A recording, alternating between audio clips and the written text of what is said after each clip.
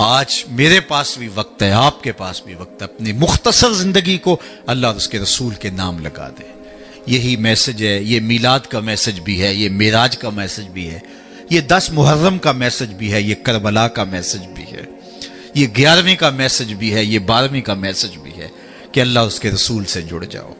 اور اگر یہ نہیں ہے تو پھر کیا فائدہ ہمارا بیٹھنے کا، اور کیا فائدہ ہمارے اجتماع اور جلسے منعقد کر، پھر ہماری ذات کے چسکے ہوں گے، ہمارے کانوں کی لذت رہ جائے گی۔ میں آؤں گا تو آپ کھڑے ہو جائیں گے، نعرے لگائیں گے، میرا نفس پلتا رہے گا، کیا بات ہے، میں تو بہت بڑا ہوں۔ اللہ کے رسول کی نعت رک جائے گی، میری تعظیم کے لیے لوگ کھڑے ہو جائیں گے، اس سے مجھے بھی نشہ ملے گا اور لوگوں کو بھی لذت ملے گی۔ صاحب نہیں، ہم سب غلام ہیں، نوکر ہیں۔ رضا ثاقب بہت بڑا ہوگا، رسول اللہ کی نعت سے بڑا نہیں ہے۔ حضور نے ارشاد فرمایا جو شخص یہ چاہے کہ لوگ میرا کھڑے ہو کے استقبال کریں، وہ اپنا ٹھکانہ جہنم میں تلاش کر لے۔ یہ چھوٹی وعید ہے، یہ رونگٹے کھڑے کر دیتی ہے، بلکہ نفس کی چالیں تو اتنی باریک ہیں کہ حضرت بایزید بستامی بولے کہ میں نے ایک دن اپنے نفس سے کہا کہ میں تجھے غذا بھی نہیں دیتا، تو پھر بھی اتنا موٹا تازہ کیوں ہے؟ تو کہتے ہیں میرے نفس نے مجھے جواب دیا کہ بایزید جب تو گلیوں بازاروں سے گزرتا ہے نا، تو لوگ انگلی کے اشارے کر کر کے کہتے ہیں یہ بایزید جا رہا ہے، یہ بایزید جا رہا ہے، میری غذا مجھے اس سے مل جاتی۔ اس کی تو چالیں بڑی باریک ہیں۔ واہ واہ بڑا جلسہ کروایا جی، کمال ہو گئی، منتظمین اس پہ راضی ہو گئے۔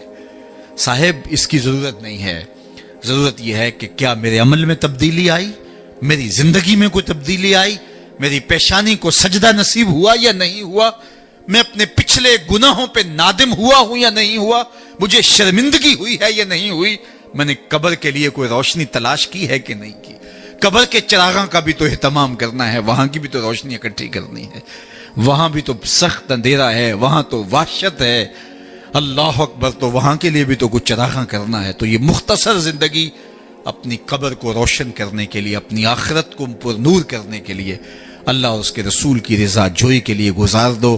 اقبال کے سارے کلام کا رس نہ چھوڑیں تو خلاصہ یہ نکلتا ہے کہ محمد سے وفا تو نے تو ہم تیرے ہیں، یہ جہاں چیز ہے کیا لوح و قلم تیرے ہیں۔ کہا ان سے وفا کر لو، پھر قلم بھی تمہیں دے دیں گے، تختی بھی تمہیں دے دیں گے، جو لکھنا ہوا خود ہی لکھ لینا، پھر تیری تقدیر کے فیصلے واشنگٹن میں نہیں ہوں گے، بلکہ خدا بندے سے خود پوچھے گا بتا تیری رضا کیا ہے۔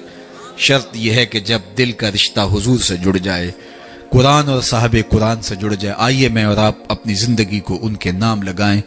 نماز عشاء کا وقت ہوا چاہ رہا ہے، میں جتنی باتیں کر لیں اگر ان پہ عمل ہو جائے تو میرے لیے اور آپ کے لیے اتنا ہی کافی ہے۔ اللہ ہمارے مولانا طاہر صاحب کو درجوں کی بلندیاں عطا کرے، ان کے کام کو قبول کرے، ان کے رفقا، اراکین انجمن اور آپ جتنے لوگ تشریف لائے، آپ سب کو اس محفل کی برکتیں عطا دے۔ اپنی نسلوں کو بچاؤ، اپنے بچوں کو درود و سلام کی لوریاں دو، اور ان کو حضور علیہ الصلوۃ والسلام کی محبت سکھاؤ، اور کبھی سجدے سے انہیں دور نہ رہنے دینا۔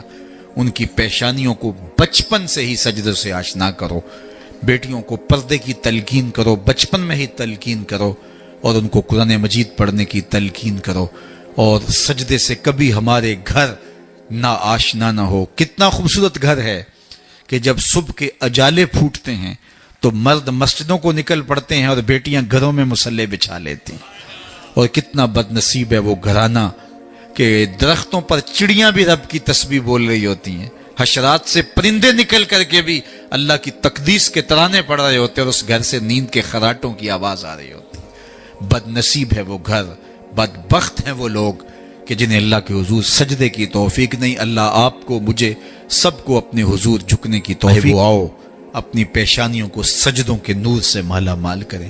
کتنی زندگی ہم گزار چکے ہیں، تھوڑا وقت باقی ہمارے پاس، بہت وقت گزار چکے ہیں، نہ جانے اٹھنے والا اگلا قدم کہاں ہے۔ آج موقع ہے، کل نہیں ہوگا، وقت پر کافی ہے ایک قطرہ بھی آب خوش ہنگام کا، جل گیا جب کھیت برسا می تو پھر کس کام کا۔ پھر پچھتاوے سے کیا، آج کا پچھتاوا کل کی بہتری کی ضمانت ہوگی، کل کا پچھتاوا حسرت اور دکھ کو بڑھانے کے علاوہ اور کچھ نہیں ہوگا۔ آج لے ان کی پناہ، آج مدد مانگ ان سے، کل قیامت کو نہ مانیں گے اگر مان گیا۔ اقبال نے کہا تھا موسم اچھا، پانی وافر، مٹی بھی زرخیز، جس نے اپنا کھیت نہ سینچا وہ کیسا دہقان. آج موقع ہے, آج فرصت ہے. وہ ایک فقیر تھا, وہ بازار میں کھڑا رو رہا تھا تو کسی نے روک کے کہا بابا کسی نے مارا ہے؟